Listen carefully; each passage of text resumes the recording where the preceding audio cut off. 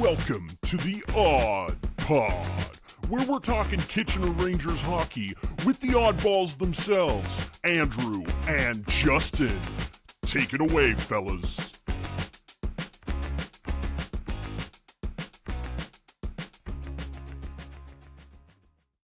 Right. Hey, Andrew. Hey, Justin. We're back. Guess who's back? Back again. Tell your friends to listen to the Odd Pod. Yes, please. Yeah. Like and subscribe. We get that all the way early, and then people might do it. Yeah, I just didn't want us to get demonetized by Oh, quoting D12. We should only quote D11. we took a few weeks off. Andrew, there were some holidays. Did you get anything exciting for the holidays? Did Or do anything exciting? I got some time with my family. Oh, that's nice. It was really nice. I also got a cold. Oh, good. Yeah, that was nice. Yeah. I love getting that kind of present. It's really personal. That was really great. I really appreciated that. Yep. Yeah.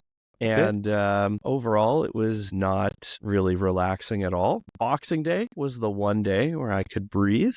Oh, good. But And other watch than World that, Juniors? Ooh, World Juniors. Yeah. Maybe we'll wait a little bit to talk about that one. Yeah, maybe we'll bring that up later, or maybe we won't. How about your holidays, Justin? Did you get anything? Yeah, I got a child legally by my wife who birthed it. And Wow. so now I have a baby girl. And hence why we are recording separately for the first time, because I was able to do... Joined the ranks. Yeah. And now we're the Dodd Pod. Now we are the Dodd Pod. The Dodd Pod? The Pop Pop Pod? Exactly. Yeah. Yeah. So yeah, we're doing a little separate recording probably for the next few weeks. Yes. Naturally. Yeah, so that I can be closer to home by being in my home. I'm still at the Kitchener Public Library because That's great. I am just wanting to come here and get away. Get away.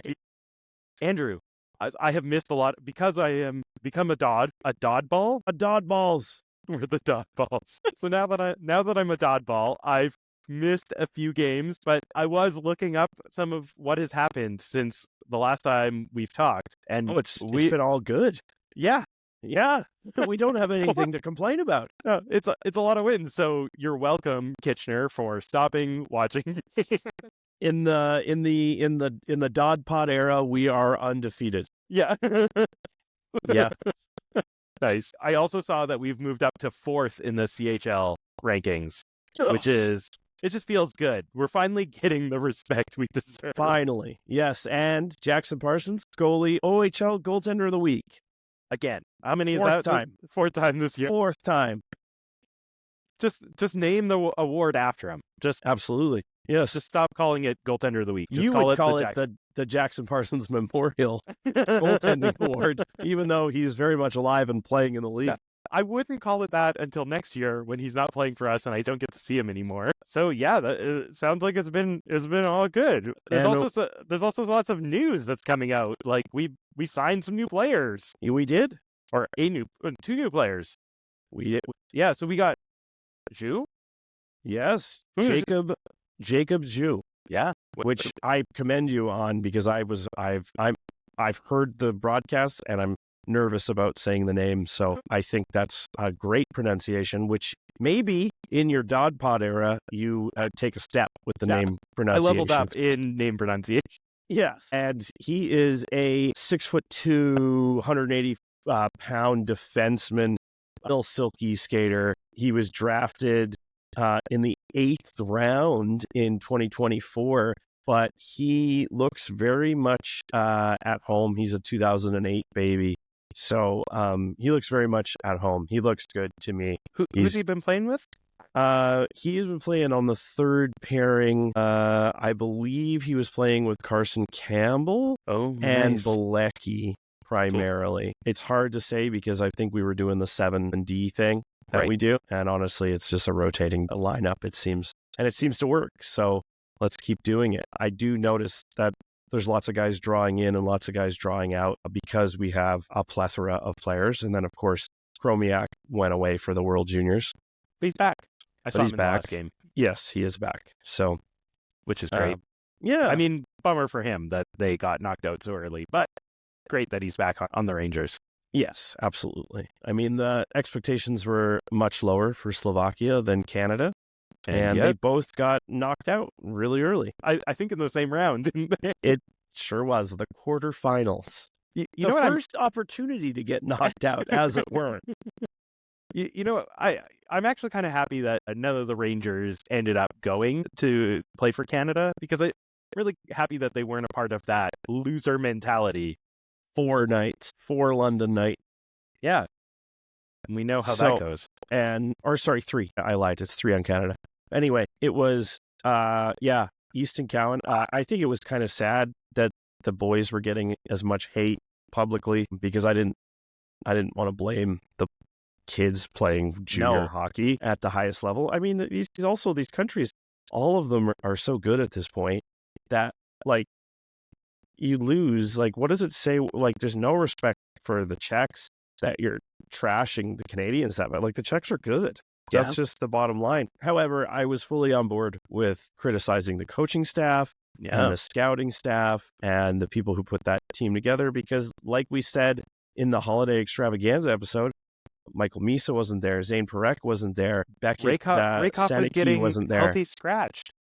Yeah, Rakoff was the taxi squad, man, and they needed to score, and they had a 53-goal scorer on the taxi squad, and they weren't playing him with his Brampton teammate. So I don't understand that. They had Oliver Bonk, who did not impress me at all. He was supposed to be power play quarterback, and he came out and said, well, I play the bumper in London. So first of all, how do you not say that in practice? Hey, I don't play power play quarterback. Maybe because that's probably not a good thing to be saying.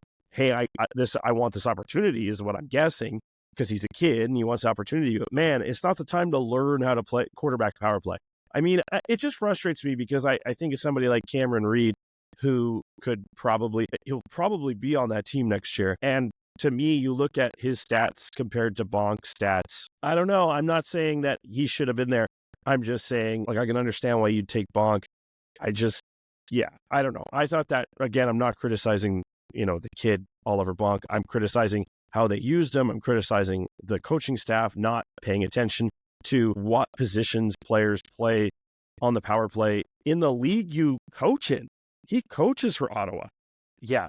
The fact that it seemed like the way that they picked this team, the way that they built this team, was built more on politics than it was actually looking at the skill sets of the players.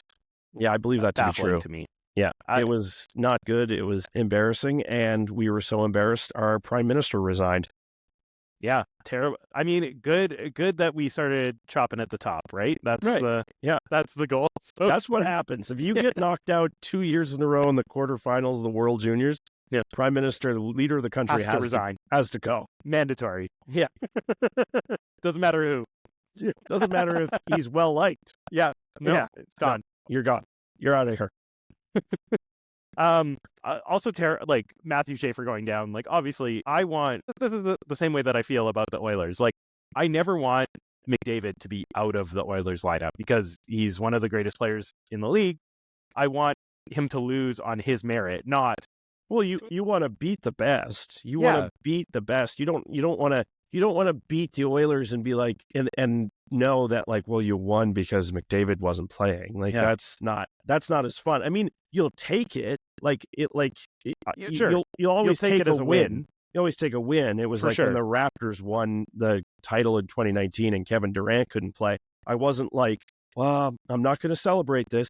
The bottom line is you're going to celebrate it, but like in your heart that, like, well, the best player wasn't playing, so it may have been a different outcome or whatever, but it doesn't take away from it. It just you'd rather beat them at their best. Yeah, and that's how I feel about, like, Erie. Like, I feel terrible that they've lost. He's basically out the rest of the season, and he's an amazing player. And is this his draft year, or was he drafted already? No, this is his draft year, isn't it? I know. So this is only hurting him, and we don't want that. Well, yeah, I don't know. There's going to be politics about taking guys who are in their draft year. It's going to be more, you got to take guys who have already been drafted, because you can't do this. Because they were projecting Schaefer, and I still think he does, but They were talking about him potentially going first overall with how well he was playing and if he made a splash at the World Juniors. So, I mean, it's just I think he still could go. I think he'll still go high. Like we've seen players who have been injured in their draft eligible season still go fairly high in the draft. I think it usually means that I think it's pretty much guaranteed he'll be back in the O next year, because without the rest of this year of development, that's what we've kind of seen with other players. I can't think of one specifically off the top of my head right now, but and Schaefer's not like a slam dunk first overall or anything like that. Like chances are he doesn't go first overall. He could have before, but like realistically, I would say that he probably starts. I mean, he probably goes to camp and then probably ends up back in the OHL. I mean, it depends on where he goes. You never know. Yeah. But it sucks that you get hurt in a international tournament. Of course. We also, we kind of jumped, we talked about Jacob Zhu, but we also we signed a developmental agreement, OHL scholarship with Christian Humphreys today, who we drafted in the 11th round in 2022. And he was also already been drafted in the 7th round in 2024 by Colorado. He was looking him up. He's been playing with the U.S. national team, and he's been playing in the USHL. His numbers on the U.S. national team look great. Yes. Like he looks like he's almost a point of game player. Yeah, so he's a centerman. I'm interested to see where he fits in this lineup. I think we can use the center help, but I don't know how high he ends up slotting in. Like Romano's been playing so well. Elena's has been playing great. Yeah, I'm just wondering if he is like a true like two-way centerman, then maybe he is like that bounces back and forth between the second and third line, or maybe the second line is his home and they shipped Elena's over so Elena's can. Honestly, I think Elena's is playing really well at center, but I think it is hindering his offensive output a little bit. It just in the sense of I think that he could be more dangerous if he can focus more on playing offense. Whereas on center, I mean, most people know this, but if you don't know and you just listen to the podcast or whatever, when you're playing center, you have defensive responsibilities more so than a winger. You've got to get back and you've got to support your defense. So realistically, you are going to not necessarily have as much opportunity to cherry pick or receive a breakout pass. You're going to be making a lot of breakout passes, right? So in the holiday extravaganza, I said what we really need is Elena's to be that next points getter. So this could be, in this scenario you've just laid out for us, with Christian Humphreys moving into the center on the second line, Elena's moving to the wing, and just becoming that bona fide goal scorer that we've now seen in the last few games. Like, the dude's been putting in pucks and has missed a bunch of open nets and opportunities that he's created himself. He is listening to the podcast and becoming what Justin wants him to be. He has, at the beginning of the year, I think I picked him that if he played top line minutes, he would lead the team in scoring. Obviously, he hasn't been playing necessarily top line minutes, but I would say his offensive output to his opportunities has probably been one of the best on the team that way. I've enjoyed watching him develop as a goal scorer and as a threat. And he's been playing pretty well as a centerman as well. And he has been. I know he's like a natural center, but I just would love to see him when he can play down low and receive a pass, like we saw in that game where he scored, like Hedrick against Brantford, fed him a doozy little pass, and Elena scored from the Leon Draisaitl angle. And it was just like, it was a perfect shot. And a shout out to the photography of the Rangers social media team, because they recorded an unbelievable angle of that. And the celly from Ellie was truly a sight to behold on the social media. So if you're not following the Rangers on Instagram, you really should be, because you get some pretty cool photography and videography. Is phenomenal. Yeah. Definitely. I know this might be biased, but definitely I follow all the teams, and the Rangers photography might be the best in the league. We just have some really talented people here in Kitchener, Waterloo, Cambridge. It's really cool. Yeah. So we talked about a few of the games. So we've missed, like, on the podcast, we've missed talking about basically this whole winning streak, all 6 of these games. So So Yeah. I'm just gonna, because like I said, I haven't watched them all. I'm gonna just fly through them, give you the stats, and then I've watched some of the highlight packages. I have a few notes on what I saw, but Andrew, I'd love to hear some of your happy recaps. So let's sure. fly through these. So starting way back on Friday, December the 20th, we played the Ottawa 67s and we won 6-3. And then we had the holiday break. And then I always get worried during holiday breaks because you never know when you're playing hot before the holiday break. It's always a little worrisome if you come back as hot. But oh, did they ever? Sunday, December 29th, Sudbury Wolves, we won 3-2 in overtime.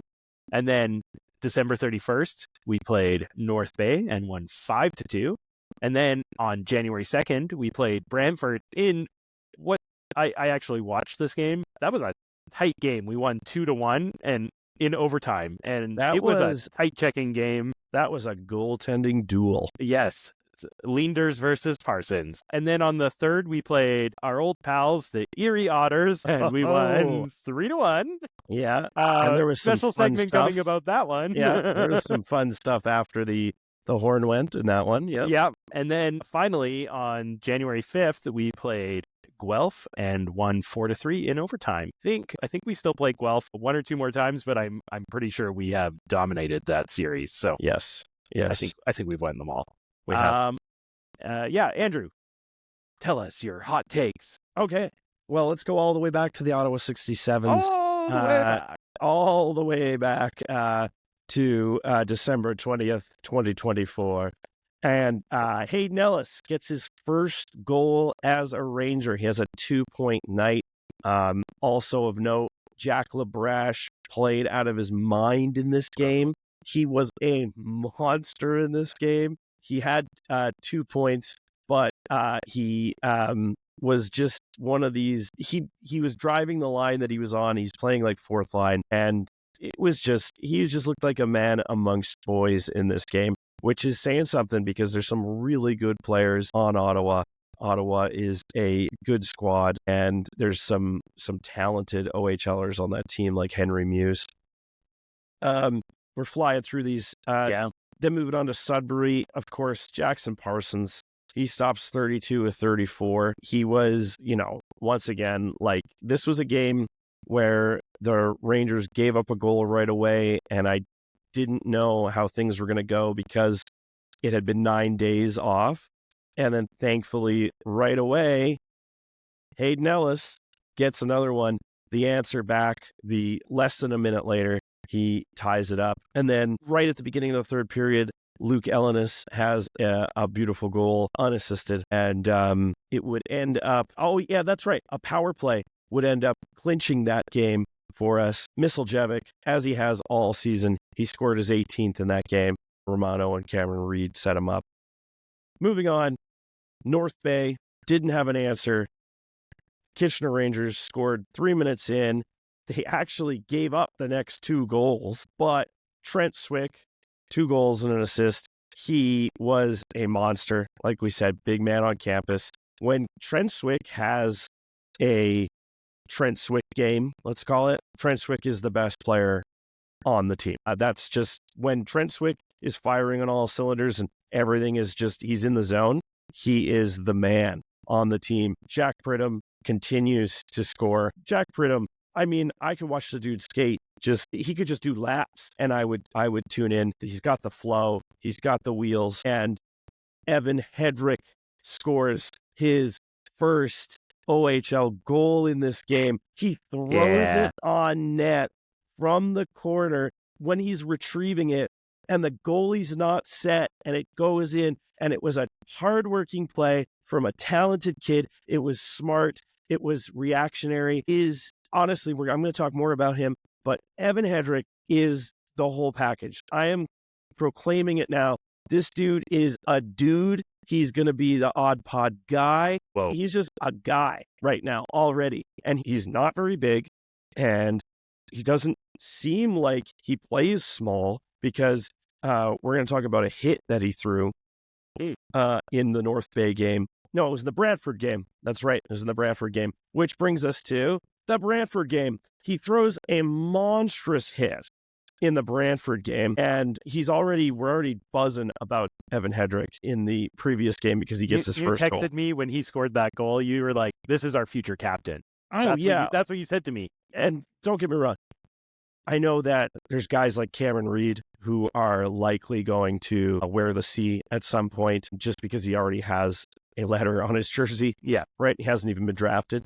But the combination of that open ice hit, him scoring, and also the interview he had with Sean Fafaro during the Brantford game, I was like, holy, this guy is an old soul. Like, this is not a 16-year-old kid. This is not a 16-year-old kid. He honestly struck me as just like being very wise beyond his years and cool and collected and poised, which you don't normally see when someone is that age and they're interviewing, probably one of their first times ever being interviewed in that kind of a sense. But against Brantford, once again, Jackson Parsons, we talked about it a little bit. It was a duel. Leenders, Parsons. Leenders had, honestly, an incredible game. It is unfortunate that somebody had to lose this game between Brantford and Kitchener just for the goalies, because honestly, they both played well enough to win. Unfortunately, in overtime, Jack Pridham, end to end, which was an amazing goal. Like, if you have to lose, if you have to be a goalie and you have to lose a goal, that's like the one that you have no chance on. That's the one you want to lose on. Yeah, I mean, you can't give him that much space, right? The guy went end to end. Props to the Andalorian, our captain. He set up behind the net. He was patient, waiting for the line change. He knew. I'm going to put this on a tee here and just wait for Jack Pridham with the gold tier wheels to come around the back of the net, skate down the ice, cross over just over the blue line, and just snipe show. It was just literally like that was a NHL goal. That's what that was. It was. Yeah. Yes. And he is ready. And I am very jealous that he is going to go to the NCAA and he's going to continue to season and get better and bigger and stronger and faster and more skilled and play against bigger and stronger opponents. And then he's going to just waltz into Chicago and be a guy. And it drives me nuts because I cannot stand the Blackhawks. And he's definitely going to be an NHL player. And we're going to, in 6 years from now, he's going to be Connor Bedard's winger. Yeah, he's going to be a guy. And it's going to be brutal. A nightmare for everybody watching who doesn't like the Blackhawks. Yeah.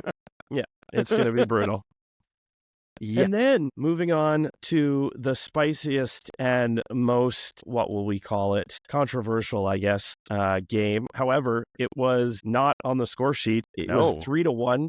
Kitchener beat Erie 3-1. It was tight checking. It was close. Obviously, Erie opened the scoring. Malcolm Spence is a good player. Ty Henry is a good player. They've got good players in Erie. They're a solid squad. They match up well with the Rangers. It's a battle. And then the first period wasn't the Rangers' best. They were through a lot on net. They outshot Erie in the first period, but it felt like they weren't generating the top tier scoring chances that then, it's funny, the shots evened up in the second and third, but I felt like Kitchener got stronger even though they outshot Erie in the first. Luke Ellenis had that awesome goal and that awesome photography from the social media where he scored basically at an impossible angle. The OHL official account posted it.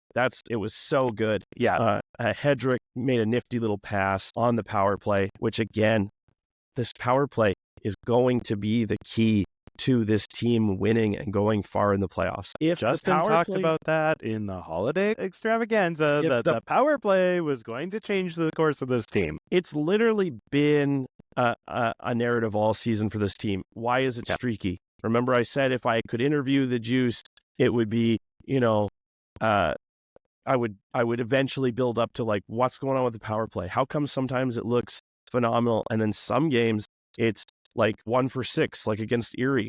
This is the thing, is if we had actually been able to convert power play chances and more than the one that we got against Erie, it would have been a blowout. Yeah. It would have been a blowout. And if I don't want to go too far about the power play right now, Evan Hedrick scores his second goal. He is a star. This was just literally, again, like a digging, hardworking goal. This wasn't like necessarily a high skill goal. This was in the crease, making things happen. This was following the puck to the net. This was things that you want to see a guy drafted in the first round doing, because a lot of times guys that are drafted that high don't do these kinds of things and have to learn to do these things. He's already doing them. He's already doing them. And then the best part was Cameron Arquette, who worked so hard in this game. This game was the Arquette game, for it sure. Really was. He played could have got so well. 6 goals in this game. He played so well. And like right before this, he had an opportunity in the third period and he didn't score. And then late in the third, he gets one. And I mean, honestly, I'm looking at the score sheet right now. Cameron Arquette from Grisolia and Mercer. It's like 3 heart and soul guys who work so hard. I love seeing those guys on the score sheet. And then, obviously we have to talk about that, you know, the 2 goalies, Jackson Parsons and Noah Erliden, both played very well in this game. It was by no means lopsided. However, that power play, if it's clicking, I think we've got Erie. And we do. We have them 4 in a row, which is what drives me nuts about what happened after. Tell us more. I turned off the TV. I didn't even see this, but tell me more. Well, I don't think I've ever really seen this before, where both teams are on the ice because one is leaving and one is celebrating. And then they start congregating at center ice, and there's you know, words being exchanged, and Erie Otters player takes a wicked slash, a hack at a Rangers stick. Thankfully, he didn't hit a Ranger, but he hit the stick. And then naturally, I don't want to get this wrong, but I think it's Brett Hammond. It's either Brett Hammond or Wesley Royston. It's hard to tell because there's so many bodies. Full out sucker punches Alexander Bilecki. Full out sucker punch. It wasn't warranted. There was no shoving. There was nothing. It was quite literally just a sucker punch. It was unbelievable. Unbelievable. And then there was a all-out brawl between a couple players. It could have been much worse. And I think there could have been suspensions on the Rangers side had the Rangers got goaded into this. Thankfully, there weren't. And there was only suspensions for Erie. But gutless. That was gutless. You had 60 minutes. You had 60 minutes to fight. You had 60 minutes to say something. You had 60 minutes to put up or shut up. Get out. You lost 4 in a row. That would be it. That'd be 5 games. You're done. You can't hang. You can't hang. If you're doing that kind of stuff, the coaches need to be reprimanded because you need to get these kids off the ice and say, no, boys, we're gonna play them again. That's when you can beat them. That's when you can beat them up. That's when you can beat them. So I think they have one more game. Do they not? I think they play 6 games. I'm looking now. I don't see another Erie on the schedule. There's no more? Oh, there's one. January 25th, end of the month. January 25th. Yeah. LeCharizard will be in this lineup. And LeCharizard is going to... Yeah. He is going... yeah. He's got some stuff to say. I expect that the Andalorian will have some stuff to say too, because he'll have some bounties. He was on the wrong end of standing up for somebody when he shouldn't have even had to do that. But ultimately, I mean, that was so out of pocket from Erie. When you're in somebody else's building and they won and they're celebrating center ice, to do that is insane. Yeah, and like you got away lucky that it was 3-1. Like you took 6 penalties. Like it's, you know what I mean? Like it should have been a blowout. Easily could have been, and I just think that your goalie kept you in it. He stopped 36 pucks, you know? Like I just think it was classless. I lost respect for the whole franchise. I lost respect mostly for that coaching staff. You got to get those guys off the ice. You cannot do that. And if they're not listening to you, like what does that say? Yeah. So I would love to see Erie in the playoffs again, because I think it's literally we're in their heads. We're in their heads. I wonder how the Erie Otter tracker, or whatever his name is on Twitter, is doing. Yeah, I don't know, because I don't care. I do not care. But it's funny to think about. It is funny to think about. Yeah. All right, and then let's get past that because we won. Yeah. And then we went into Guelph, and there were some moments in this game where I was kind of like, what are we doing? They ended up, they were down 3-2 in the third. And then Cameron Mercer had a big goal to tie it up. And then in overtime, Luca Romano came through. And I just think that generally the talent level is just different between these two. Guelph has sold off some high talent players, like They have. their goalie and their top defenseman, which What a was weird trade that was one a very strange trade. They traded a Gillespie to where did they trade him? Brampton, right? Yes, Who has a good goalie? They need literally other pieces. Yeah, I did not understand that. They don't need a goalie. They need defensemen, I think. Yeah, I just that was strange. And they traded, unfortunately, they traded Allen to London, which I don't think London necessarily needed a guy that skilled. However, that's what London does. It seems like somehow he's they gonna just have. Unfortunately, honestly, I feel bad for him because he's probably going to play now a depth role, and he's kind of better than that. Like, yeah, he's a top line defender. Yeah. I did appreciate, shout out to Sean Furfaro for had the quip of the week of at least 2 weeks now, where he said that London was beating up on Niagara, and he said during the intermission, they're the two favorite trade partners for each other. London will probably trade a bag of pucks and a buy one, get one off popcorn coupon to Niagara for some elite talent. I just appreciate that the hatred of London runs deep, and yes, everywhere. Yes, and it feels like perhaps they benefit from some under-the-table dealings. Well, thank you for running through these games, Andrew. Yes, appreciate I hope that. I wasn't too long-winded there, but there was a lot that happened, and a lot important that happened, like first goals. I needed a little story time catch-up, and I appreciate it. Do you have a 3 stars that you wanted to present? I do. I do. I also have some, and they're based on highlight packages. They're a little surface level, but let's do it. Go ahead. Absolutely. Give us your first star, Andrew. Absolutely. My first star, it's always going to be this guy, because I honestly don't know what this record would look like, what this team would look like. It's Jackson Parsons. Of course it is. Yeah. Of course it is. It's Jackson Parsons. You could put him as a star in every one of the games. Yeah. Like, you know what I mean? Like in every one of the games, he could be a legit except for the ones 1, 2, or 3 star. Except for the ones he didn't play, which Shabble, he stayed in there. He stayed composed. He got us the win against. Shable's my 3rd star because I just I feel secure in the future of our goaltending, right? Like that's where I feel right now. It's like, obviously Jackson Parsons is playing out of his mind. Best goalie in the league this year. Probably the best goalie in the CHL right now. Absolutely. And he's a phenomenal presence on the team. And I think Shabble is getting to learn from that. But then they have not always put Shabble in on the easiest games. And for the most part, he is like, he's totally been able to like sustain pressure. Like he's looked great. Like he's looked so solid. And not only that, he only played 1 game out of these 6 games. I know. So he has big stretches. It's hard to come in and play cold like that. Yeah. You know, it doesn't matter what the level of, player you're playing against, team you're playing against. I mean, you had to come in, and Max Nemestikov is one of the best scorers, I think, in the country.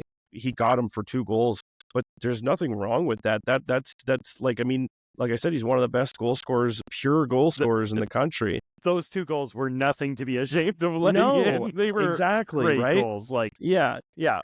And you still came out with the win in overtime. So you faced some pucks in overtime. You had 26 shots against.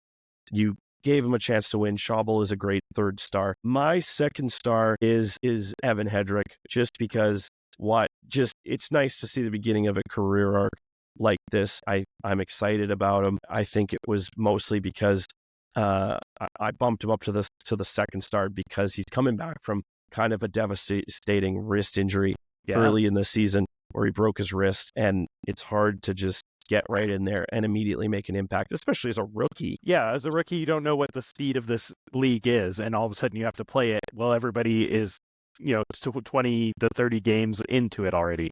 Absolutely. And what's your second star? Or did you give me your first star? I didn't give you my first star, but I'll give Okay. you both. Yeah. My first star was Swick and Pridham because, Yeah.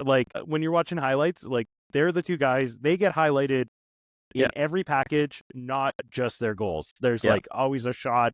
There's always a play. There's always a pass that one of them is involved in that gets Yep. highlighted in every game, even if they don't score. These two guys are phenomenal. Mhm. I love watching them.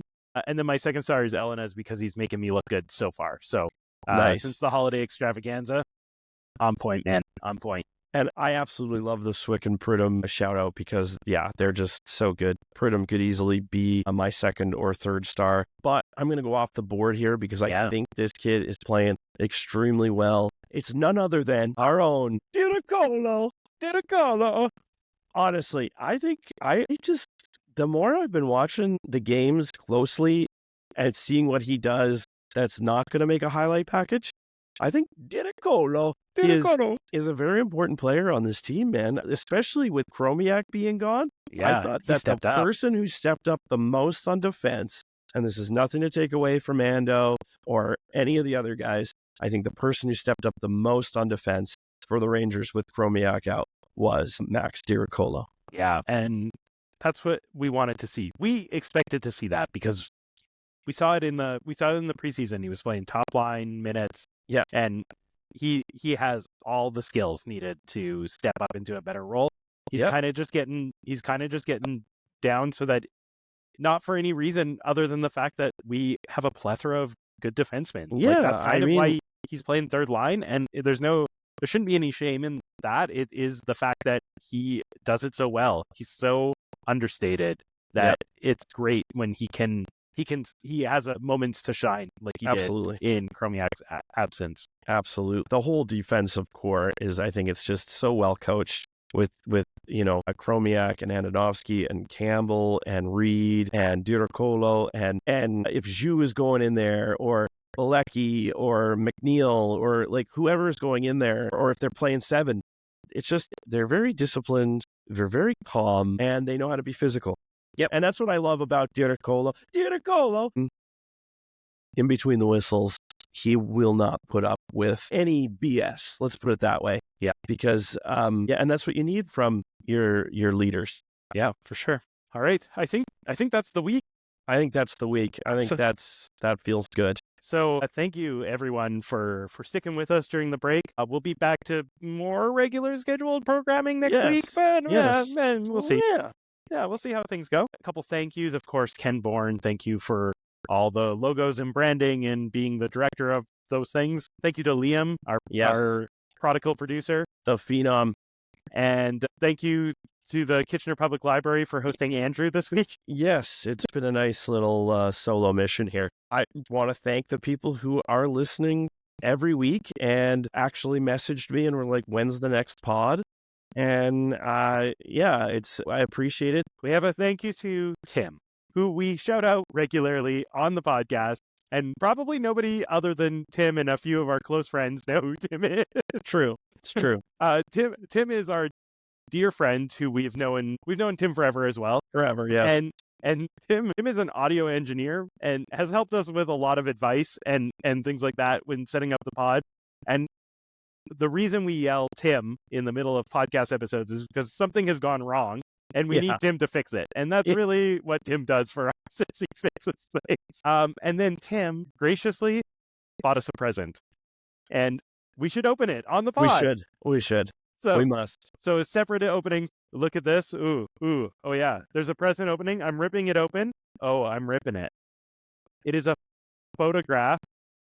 It is a beautiful photograph of our home away from home.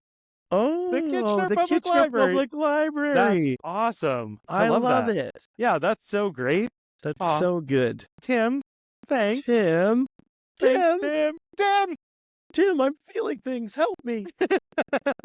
I need your help. I don't know what is this salty discharge? Yeah, so you can find us on the socials. I made you jump right into this, Andrew. Yes, you can find us on the socials. You can follow us, and engage with us at the Odd Podcast on Twitter, on Instagram and on TikTok. We're posting lots of content. We're getting back into it. We weren't over the break, but we'll get back into it now. We're excited for you to engage with us there. We want you to tell us about your greatest ranger of all time, which brings me to a quick segue. The GROAT candidate, Dwight Foster, passed away this week on a somber note. He was only 67 years old, but he was one of my nominations. So when we're going through our bracket, we will definitely pay special attention to some of the things that he did here in Kitchener, especially. Yeah. As he is the all-time leading scorer in Kitchener Rangers history. So that was a big loss this week, and hopefully his family is getting lots of love from their inner circle and from the Rangers as well. If you want to send us any of this information, send it to us at theoddpodcast@gmail.com. Yeah, as always, you can find us at the Kitchener Memorial Auditorium. Let's see it, the Odd. What was that? You almost said it. I know. We'll just keep that in. We got to keep that in. Thanks, everybody.